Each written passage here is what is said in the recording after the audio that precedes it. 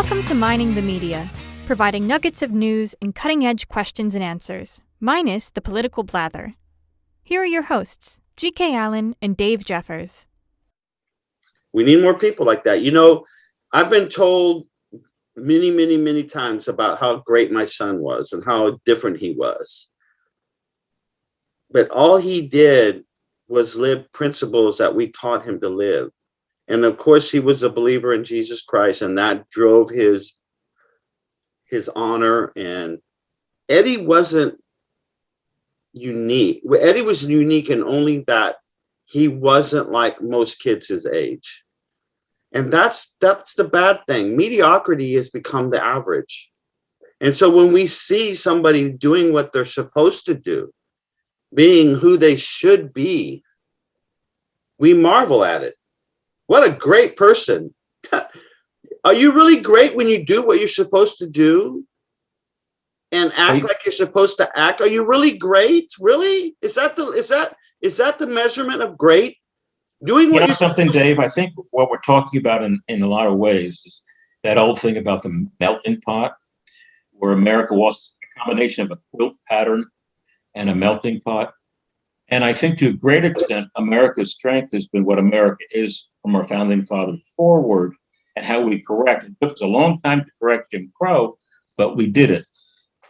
What would happen to an Olympic athlete from China or Russia if they basically flipped the bird while on the stand accepting a medal? They'd be off to Siberia or off to the western provinces of China. You'd never hear from them again. Yeah. And I know if you're going to represent this country, you don't have to say, I love my country, but you certainly don't have to give your country the middle finger. One of the reasons you're there is because of the quality of your country. This reminds me back in the days, Dave, as you know, I was a musician for a lot of years, involved in music in a lot of different capacities. Spent some of my life living in New York City. Wasn't my home, but part of my life was lived there, not where I'm from. But I remember arguing with people way back when, in 1967, 68, when I was in Washington Square, and you'd have the folk singers playing the guitar, and it was kind of a hippy-dippy atmosphere. But for the most part, it was a pleasant place to be. And I would tell people way back then, you know, the people you really don't respect much, I mean, cops and the military, the reason you can be alternative, the reason you can be a part of the underground, because the people you don't love or respect or even like are the people protecting you. Because if you got mugged right here in Washington Square, you're not going to yell philosopher. You're not going to yell professor. You're going to yell for a cop. Mm-hmm. So please just appreciate love. Because Dave, my attitude is really simple. Having come from I've had, as you know, Dave, a very unusual life professionally, no doubt about it. And I really do believe we need an underground movement. To say that I approve everything an underground movement is about in the creative world. But we need people who paint like Picasso. We need people who paint like Wyeth. We need people who paint like Warhol. We need the variety of American literature. We need John Steinbeck. You know what I mean? We need these people. And I think we're getting to a point right now where it's if you're not 100% of what I am, then you are 100% of nothing. And I find that very, very disturbing because having come from a world where I've known all kinds of people in terms of their lifestyle, and I've kind of been in two different worlds between my political life and my music life and my media life. I've seen every kind of person imaginable. And I don't know that many people who can say they interviewed Brian Eno and they met David Bowie, post the interview with Brian Eno, and also interviewed Mike Huckabee. You know what I mean? Worlds apart. Do you want to know something? Both people are fascinating people. Both Mike Huckabee loves music, the whole bit.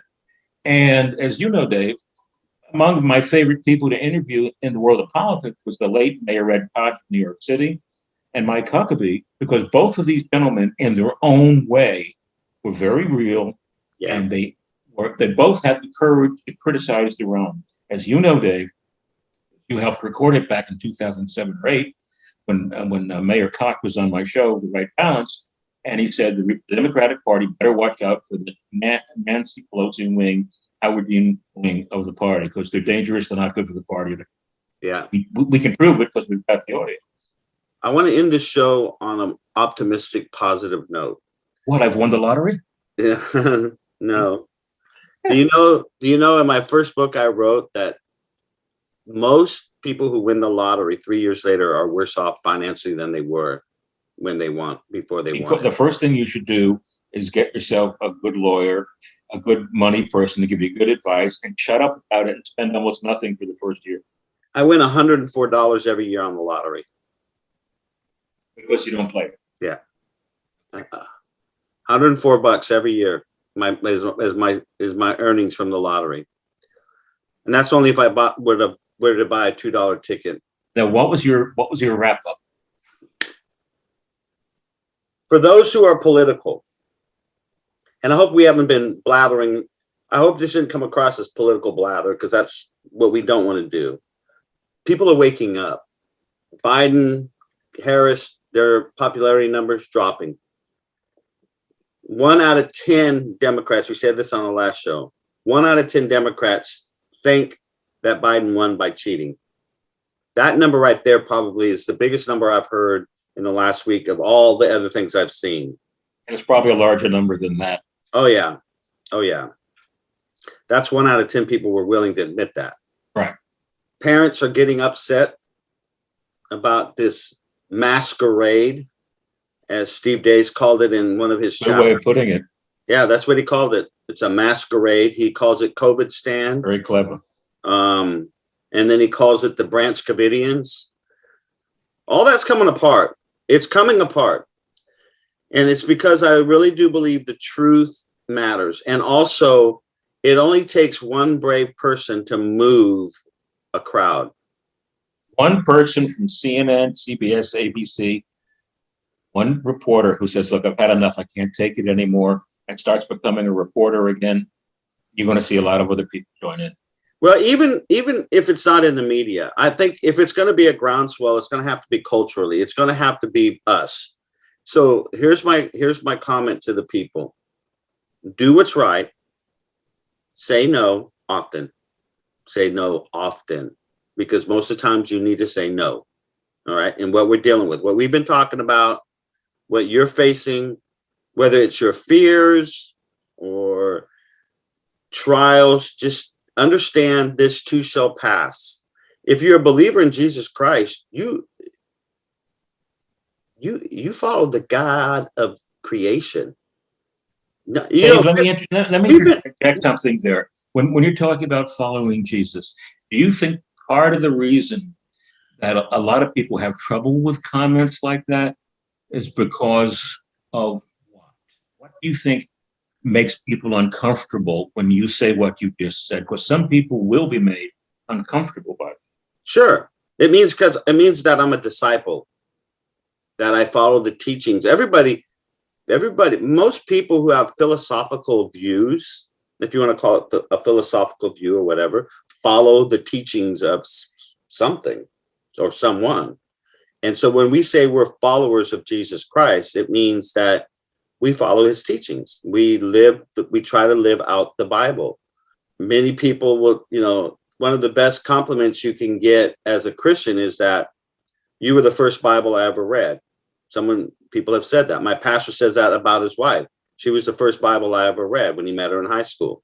So when we say followers of Jesus Christ, it means that, and it doesn't just mean we're Christians, because 80% of the country says they're Christians. And I know that's just not true. Not when you talk about what true Christianity is.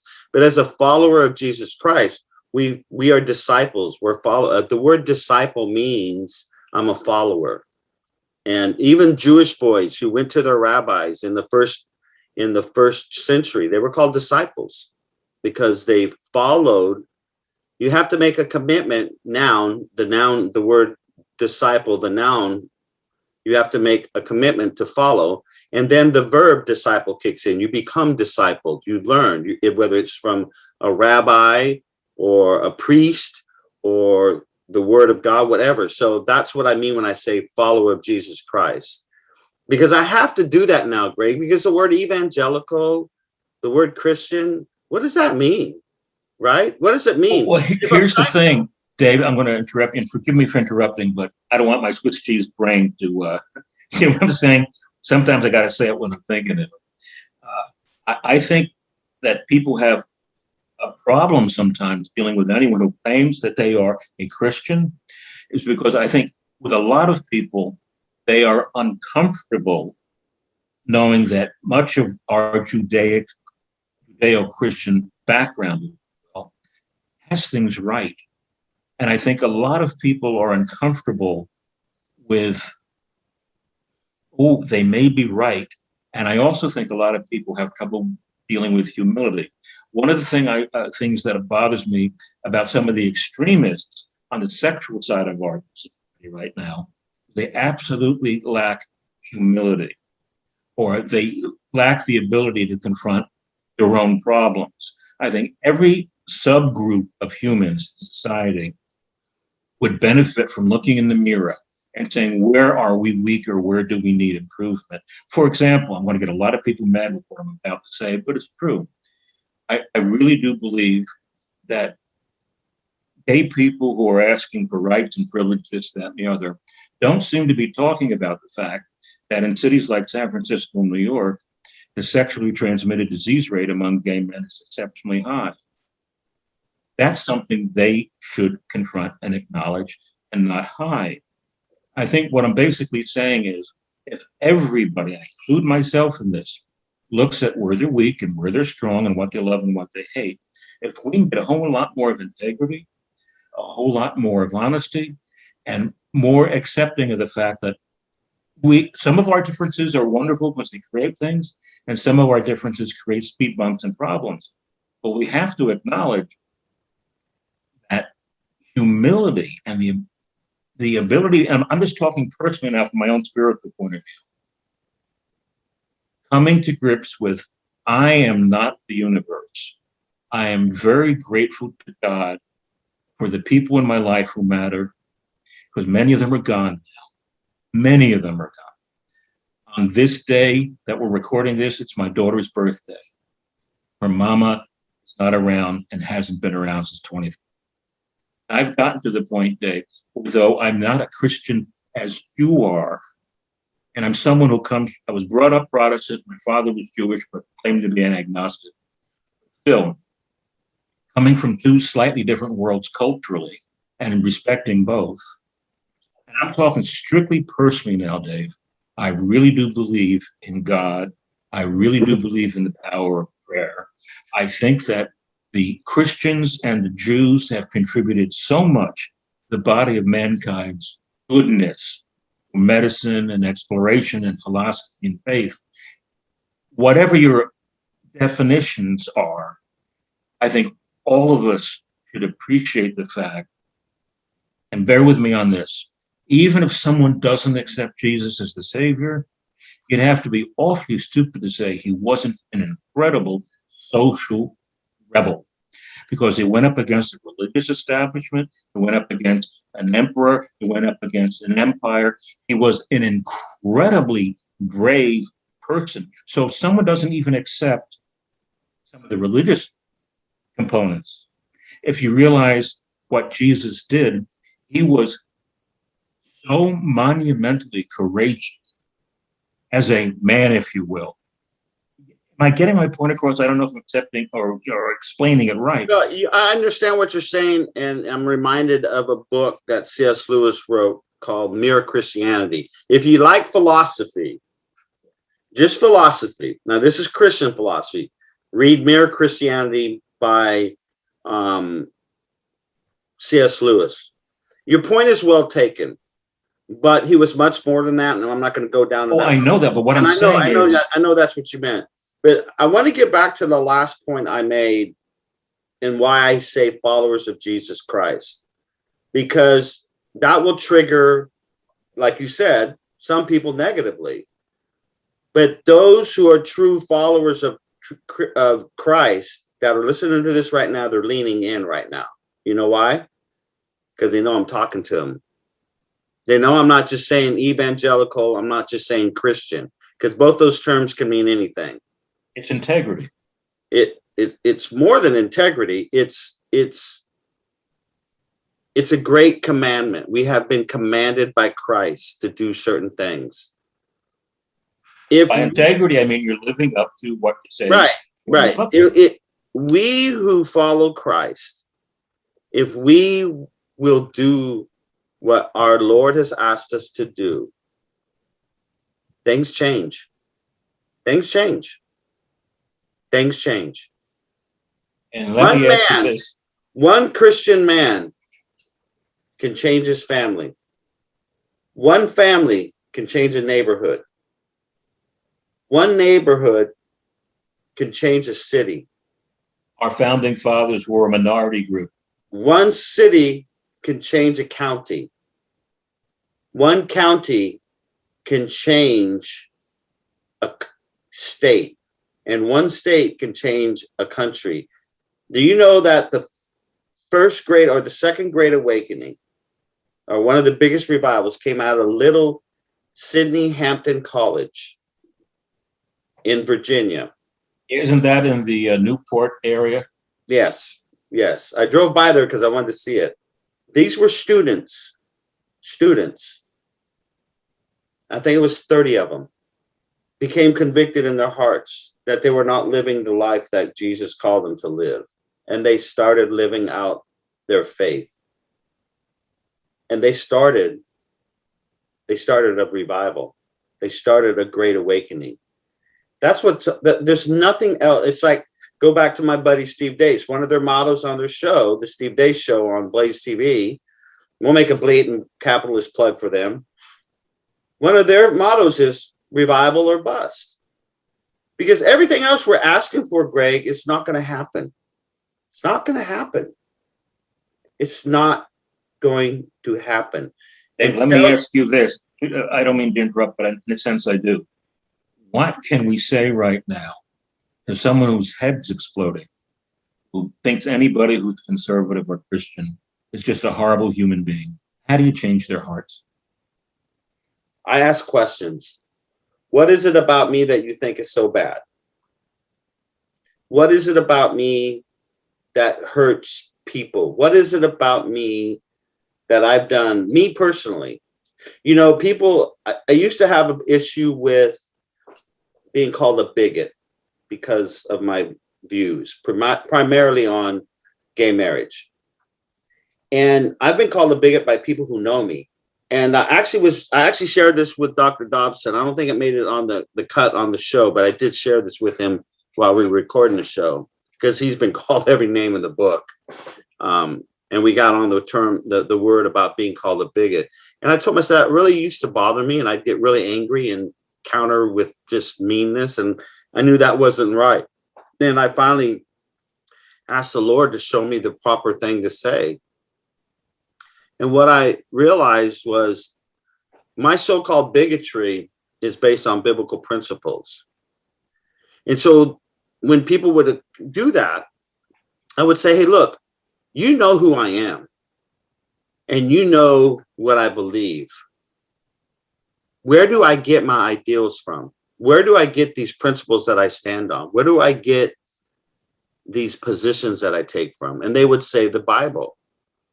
And I'm like, So if I'm a bigot and everything I base my life on is the Bible, and everything that you think I base my life on, or most of it, is bigotry, are you prepared to call the Bible a book of bigotry? Now, God haters will automatically, but I don't care about those people. You know why? Because Jesus told me to dust off my sandals and move on, not to waste my time with them. But the ones who generally want to know, I will spend time and I'll ask them why they believe things. Why do you believe that? Where did you learn that? Why do you think I'm so evil? What do I do that makes you think that I'm so evil? Who have I ever hurt by my belief? I have one vote like you. That's it. What you're really saying, Dave, is honest communication and dialogue. Exactly, because that's what you talked about earlier, that if you don't agree with me 100%, then you're 100% wrong. We got to get away from that. And we're just as guilty, if not more guilty, on our side with liberals that way. You're a great example, Greg, from your old show, The Right Balance. I called you Greg. I go by both. I go by GK, Greg, and the old timers know me as Doc. Yeah, well, I said that because I'm thinking back with your show, The Right Balance. You had all kinds of people on. That's what the brilliance of the show was. And you talked to people and you listened. And that's what we said we were going to do, that we were going to be think radio, that we're not talk radio. We're not shout radio. I'm trying not to shout, but we do have to learn to listen and ask questions and get clarification. And so the problem, Dave, is once upon a time, I had no problems getting a Lanny Davis on the show or Ned Koch on the show, or, and you insert name of a Democrat senator or whatever. And I had a lot of people who were definitely not, because I believe, first of all, as you remember with the format, if someone was not of my political stripe, we had one thing in common, the first thing I would do if they were on the show for the very first time, oh, I didn't know you're a baseball fan too, or you like Formula One racing too, or we both love the blues. You met B.B. King, so did I.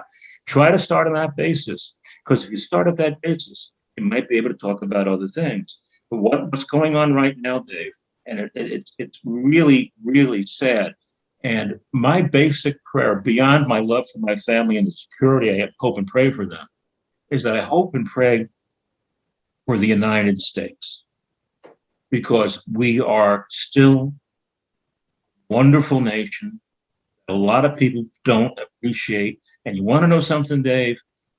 Take all these wokey kids, place them in Guatemala for 3 months, or Thailand for 3 months, or Botswana for 3 months. And when they come home, they're probably going to love America just a bit more than when they left. You could do it 1 week, because my oldest daughter, Tiffany, when we were in Germany during spring break, she went on a mission trip to Romania. And those children, our kids, came back forever changed. My daughter still talks about that to this day. That was probably 21 years ago that she did that. She still talks about that at times to this day. So you're right. But I want to go ahead and end the show on that note that you gave, Greg, because we're citizens. We're not consumers. We're citizens. So we need to become better citizens. And maybe as we're talking, and as a producer and you, the creator, we're going to have to help our listeners become better citizens. And so I think what I'm going to do is, I already talked about putting up a link on our website about our reading sources to go to. But I think maybe we need to put a blog page where we can maybe even just put things about the show.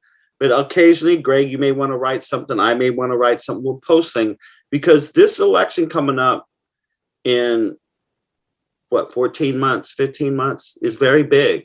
It's going to be seismic.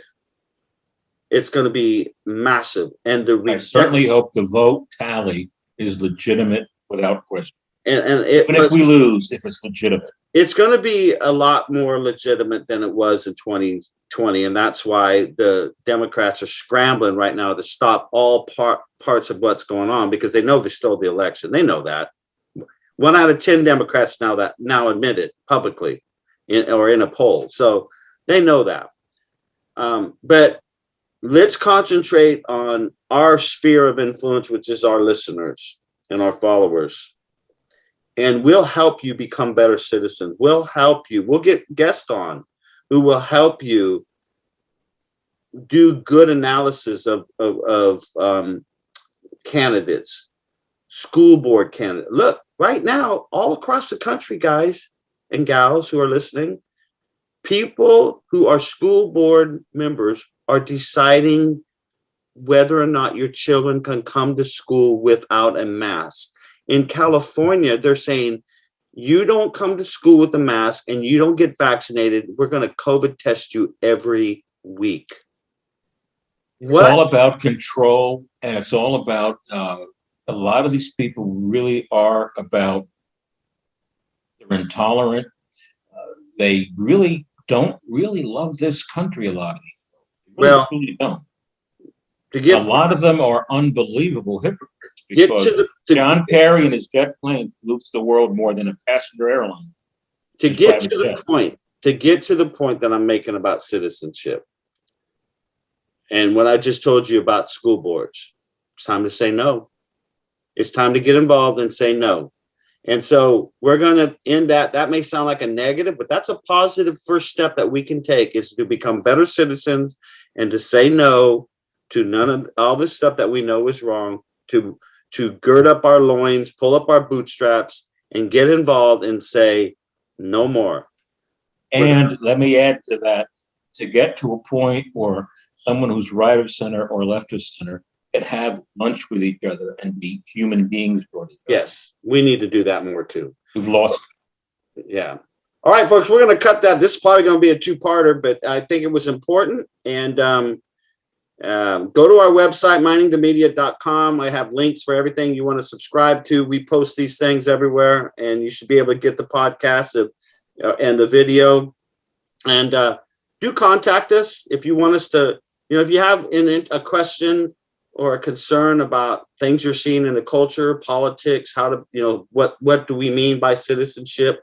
Whatever if we spark something, drop us an email. It's a very simple, at the bottom of the website, just hit contact us. It'll open up an email for you, and just send it to us. We'd love to hear from you.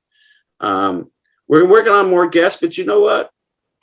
We're confident in our abilities to talk business. That's how we started this whole thing, was our conversations that we have over the phone, and we just decided to let you eavesdrop on our conversations. So yeah, if someone's hearing what you just said for the first time, David, true. For years, we were talking on the phone and saying, this would make a podcast or a broadcast. So in a sense, our phone conversations over years created this show. Yeah, and all the solutions to save America just went out into the ether instead of being captured. So now, hopefully, we can get back there and capture them. All right, folks, thanks. That's it. That's the end of this episode, and we'll see you around next time. Please, again, subscribe to us, share this with everybody that you know, and help us grow. And until then, thanks a lot, and we'll see you later. Oh, and if you're left of center and you actually enjoyed the show to some extent, you can be anonymous and just say thank you. Yeah, we'll take that too. All right, folks, thanks. Take care. Bye-bye.